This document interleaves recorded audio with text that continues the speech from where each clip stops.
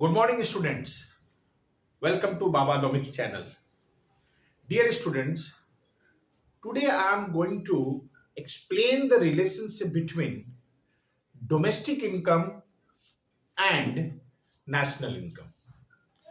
मैंने अपने previous programmes में आपको बताया होगा कि income generated by normal resident is the part of national income.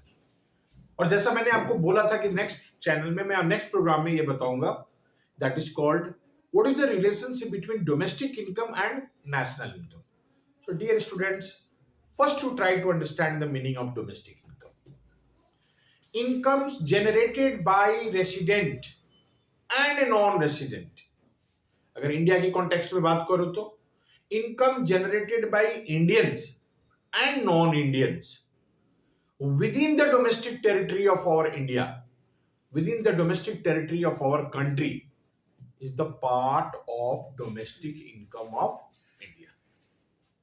So please, अब आप जरा ध्यान से देखोगे, मेरे स्टेटमेंट पे माइंड करोगे तो आपको पता चलेगा मैंने एक वर्ड यूज किया, domestic territory. For a common man domestic territory means only the land area. That is the wrong concept. Domestic territory को हम इकोनॉमिक टेरिटरी भी बोलते हैं. और इकोनॉमिक टेरिटरी के अंदर क्या क्या आता है वो 5-6 पॉइंट अपने माइंड में फीड कर लो. जैसे 1, land area. Number 2, water area. Number 3, common air and sea routes. Number 4, embassy of a country situated abroad.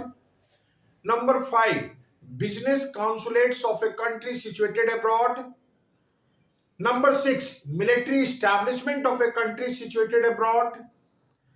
Apart from this, oil and natural gas rigs operating in international areas, fishing vessels operating in international water areas, and any type of institutions of a country operating in the international area is called the part of domestic income.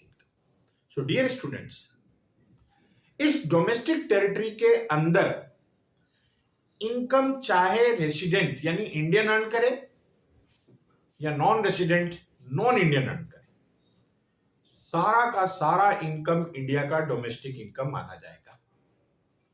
मैं आपको एक छोटा सा example समझा रहा हूं. State Bank of India,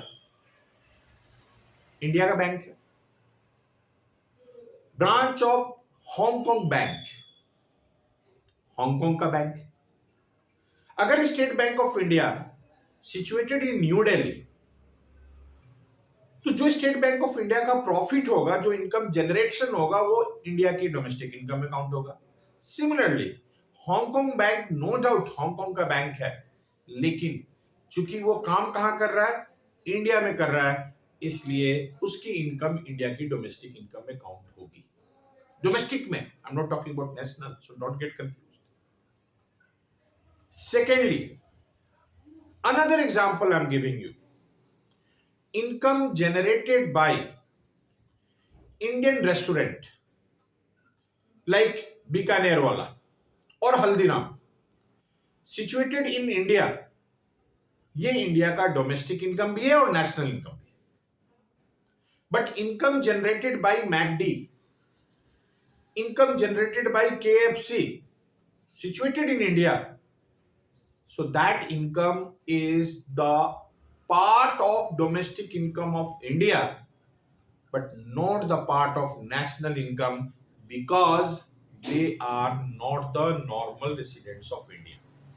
तो जो प्रॉफिट बीकानेर को होगा, उस प्रॉफिट को हम इंडिया की डोमेस्टिक में भी काउंट करेंगे और इंडिया के नेशनल में भी काउंट करेंगे. डियर स्टूडेंट्स, लेकिन जो प्रॉफिट, जो नेट प्रॉफिट या जो प्रॉफिट केएफसी को होगा या जो प्रॉफिट मैकडी को होगा, वो प्रॉफिट ऑफ कोर्स इंडिया का डोमेस्टिक इनकम होगा.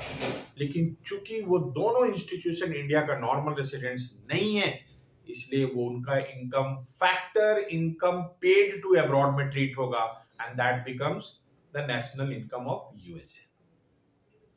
Students, national income is defined as the sum of domestic income and national. and net factor income from abroad. Again, I'm repeating. National income is defined as the sum of domestic income and net factor income from abroad. आप यहां देखोगे domestic income plus net factor income from abroad, और इस net factor income from abroad को हम कैसे लिखेंगे? Domestic income plus under bracket factor income from abroad minus factor income paid to abroad. Students, domestic income में जब net factor income from abroad को हम ऐड करेंगे तो नेशनल इनकम आएगा. अब डिपेंड करता है कि हमारा net factor income from abroad की वॉल्यूम क्या है. For the time being I am just giving one example. Suppose India का डोमेस्टिक इनकम 1000 बिलियन डॉलर, इसको रुपीस में आप ऐसे मान लो एग्जांपल के लिए, इंडिया का domestic income 10 lakh crore rupees है. ओके, तो हमने डोमेस्टिक इनकम ले लिया 10 lakh crore. Factor income from abroad, बाहर से जो इनकम आ रहा है हमारे पास 2 लाख करोड़. मतलब हमारे फैक्टर्स ने जो बाहर में काम किया है, अदर कंट्रीज की टेरिटरी में ऑपरेट किया है, वहां से जो इनकम आ रहा है वो 2 लाख करोड़.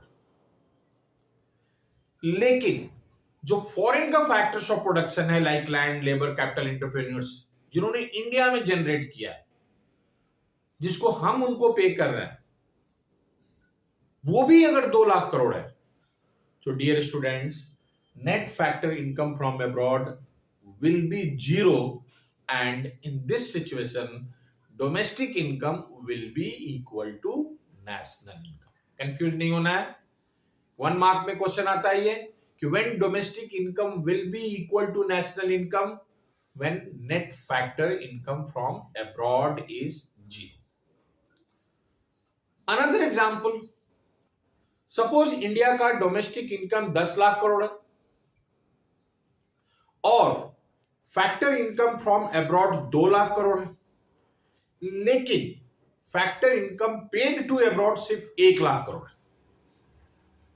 यानी हमारा net factor income from abroad 1 lakh crore positive है. तो ऐसे सिचुएशन में कंट्री का नेशनल इनकम कितना होगा? 11 लाख करोड़, और डोमेस्टिक इनकम कितना होगा? 10 लाख करोड़. यानी when NFIA is positive, then national income will be more than domestic income. Similarly, another example, suppose हमारा डोमेस्टिक इनकम 10 लाख करोड़ है, factor income from abroad 2 lakh crore है, और factor income paid to abroad 3 lakh crore है. ऐसे सिचुएशन में NFIA आप देखोगे नेगेटिव आएगा, और national income will be 9 lakhs and domestic income will be 10 lakhs. Yani national income becomes less than the domestic income. So finally what we conclude? We conclude national income domestic income के बराबर भी हो सकता है जब NFIA 0 हो. national income domestic income से बड़ा हो सकता है जब NFIA पॉजिटिव हो, और national income domestic income से कम हो सकता है जब NFIA नेगेटिव हो. सो डियर स्टूडेंट्स, एक और इंपॉर्टेंट बात है, जो कोई भी international organisation like IMF, international monetary fund, ILO, international labour organisation, UNO, world bank, इनके ब्रांचेस दुनिया की हर कंट्री में फैला हुआ है, और ये किसी भी कंट्री का डोमेस्टिक टेरिटरी नहीं माना जाता है. Thank you for listening me. Next programme में मैं आपको बताऊंगा हाउ इज नेशनल इनकम